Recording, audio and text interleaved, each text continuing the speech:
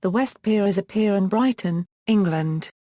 It was designed by Eugenius Birch, opening in 1866 and closing in 1975. The pier was the first to be Grade I listed in Britain but has become increasingly derelict since closure.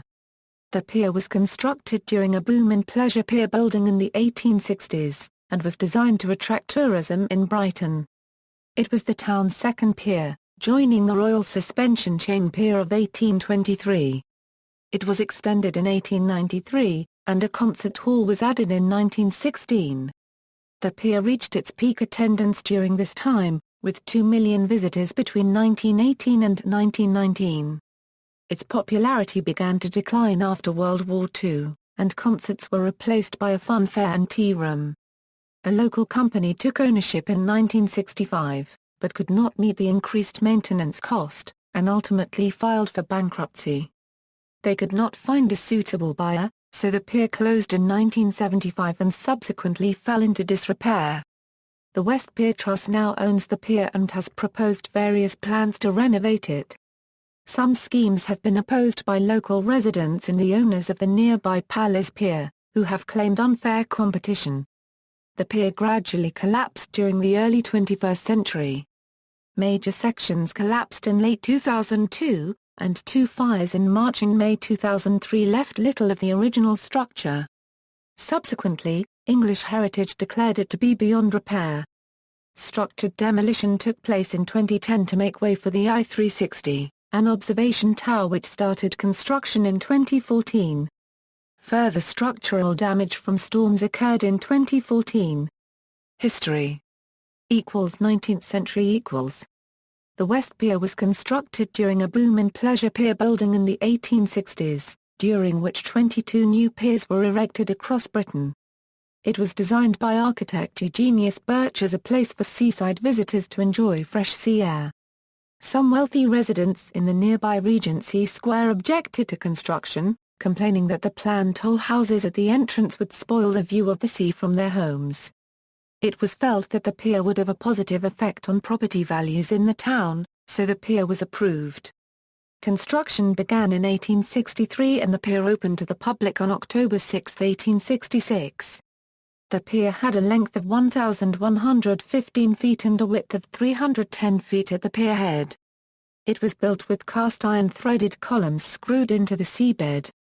The superstructure's ironwork was manufactured by Robert Laidlaw, featuring an Oriental style. Upon opening, the pier was fitted with gas lamps with ornamental serpent designs, which had been directly influenced by similar examples inside the nearby Royal Pavilion. The pier had ornamental houses, 2 toll houses and glass screens at the pierhead to protect visitors from the weather. A new scientist report covering Britain's piers called the pier Birch's masterpiece. In 1893, the pierhead was extended under the supervision of Birch's nephew, Peregrine, who added a pavilion with a capacity for 1,400 people. After the Royal Suspension Chain Pier was demolished following a storm in 1896, the West Pier became the only one on Brighton's seafront until the construction of the Palace Pier. = 20th century = In April 1900, 7 sailors from HMS Desperate drowned in bad weather as they approached the pier. By the early 20th century, the earlier priority of good sea air on the pier had been replaced with the desire for public entertainment. The pier reached record levels of attendance in the early 20th century, attracting around 1.5 million visitors between 1910 and 1911. Attendance fell due to the onset of World War I, but resumed afterwards, with around 2 million people visiting between 1918 and 1919. Competition with the Palace Pier led to a new concert hall, designed by local architects Clayton and Black. The 19th-century bandstand was demolished between 1914 and 1916. It was replaced by an 8-sided grand concert hall, constructed from cast-iron arches. It opened on April 20, 1916 with a concert by the King's Royal Rifles Silver Band, made up of war veterans. The concert hall had its own in-house orchestra by November, and ticket sales for concerts accounted for 43% of the pier's revenue by 1920. The West Pier was favoured by locals, while the Palace Pier was used more by day trippers. A top-deck entrance was added to the hall in 1932. The pier's central decking was removed during World War II to prevent enemy landings, and its popularity began to decline. On November 26, 1944, a Royal Air Force Hawker Typhoon fighter hit the pier, crashing onto the beach. The pilot sustained head injuries. The Typhoon was one of 4 aircraft escorting a VIP flight. The concert hall was converted into a tea room and the theatre redesigned as a restaurant in the early 1950s. A funfair was added around the same time. By the 1960s, the pier was suffering from serious financial difficulties. In 1965, it was bought by a company that owned some seafront hotels and entertainment venues. They had ambitions for the pier but were unable to cope with increasing maintenance costs. Some portions of wood and iron from the pier fell on the beach, and the pierhead was closed in 1970 due to safety concerns. The pier was Grade 2 listed in 1969 and the council served compulsory repair notices, but the company was unable to afford them and opted for voluntary liquidation. The remainder of the pier was closed in 1975 when the Brighton Corporation declined to buy it, passing control to the Crown Estates Commissioners. Restoration. After 1975, various attempts were made to restore the pier. Supporters complained that the council was more interested in developing Brighton Marina. In 1982, the pier became the only one in Britain to be awarded Grade I listed status.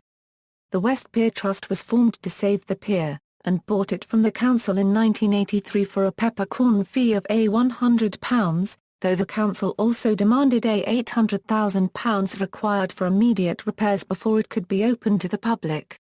A proposal to restore the pier with a 60-metre Ferris wheel failed after the backer went bankrupt. The pier suffered structural damage due to the Great Storm of 1987, and access from the shore was removed for safety reasons in 1991. The West Pier Trust continued to offer regular tours of the pier throughout the 1990s. In 1998, the National Lottery pledged £14 million to restore the pier, but the West Pier Trust was unable to find a suitable partner to help with restoration. The owners of the Palace Pier, who had become financially self-sufficient under their own means, claimed unfair competition.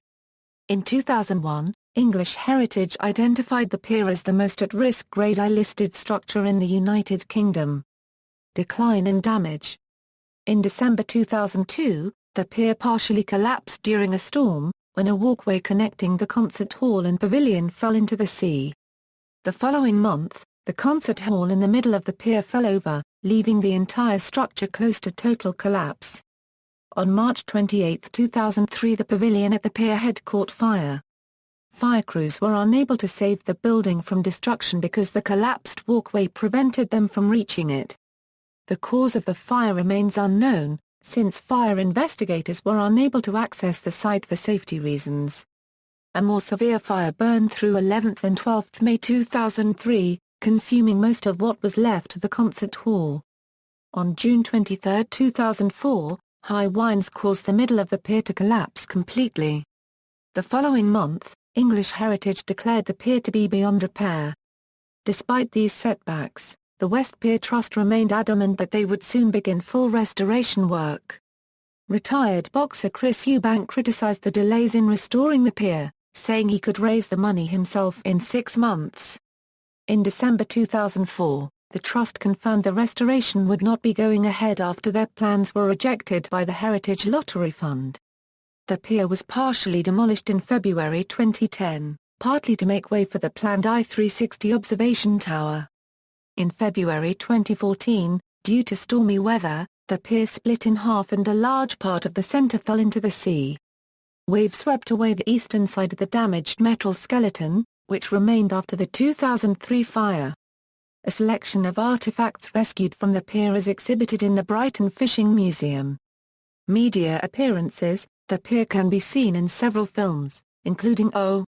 What a Lovely War and Carry On Girls, which was filmed on the pier and in locations nearby in Brighton.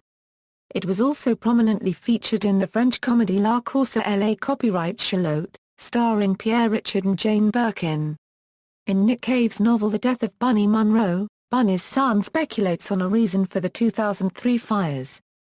The band James filmed the video for Just Like Frederick Astaire on and around the West Pier. See also, National Piers Society, List of piers in the United Kingdom. References, Notes. Bibliography. External links, The West Pier Trust, charity which owns the West Pier, History of the West Pier and its theatre, photos of the West Pier 1980 to 2004.